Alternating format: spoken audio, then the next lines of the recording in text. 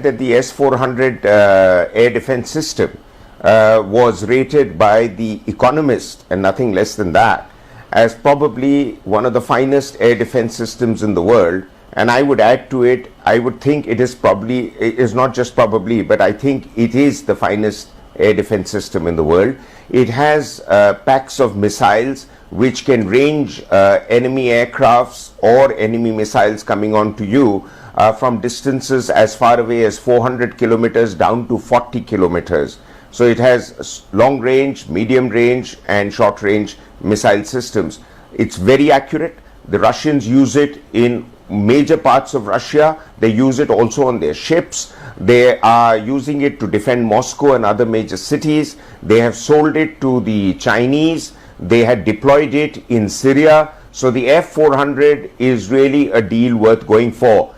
Give or take a little, it's going to cost India about $4.5 billion. But the fact of the matter is that this is truly needed to secure Indian airspace. And as the Air Force has recently been on record to say that Rafale and the S-400 combined will give India the necessary force multipliers to put India in a happy position when and if, unfortunately, it's confronted by a two-front threat from China and Pakistan in the event of a war.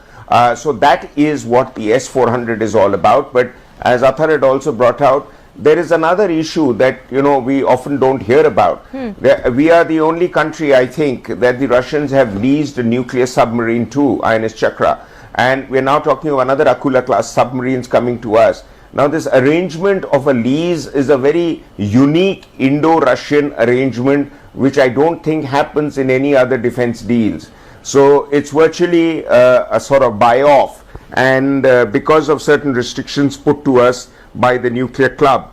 But the fact of the matter is that India needs to really enhance its submarine capabilities as against its other maritime capabilities. And the final and most important point is that the Americans also understand, they may not voice it openly in public, they understand the fact that a strong, militarily well-equipped India is equally important for America's Indo-Pacific agenda and America's desire to have a good, solid friend in place to counter Chinese ambitions. So if America puts the brakes on purely to service its own defense industry's needs, I think America would be being very short-sighted. We have always gone ahead with independence in our foreign policy, and I think no Prime Minister can squander it away in a hurry.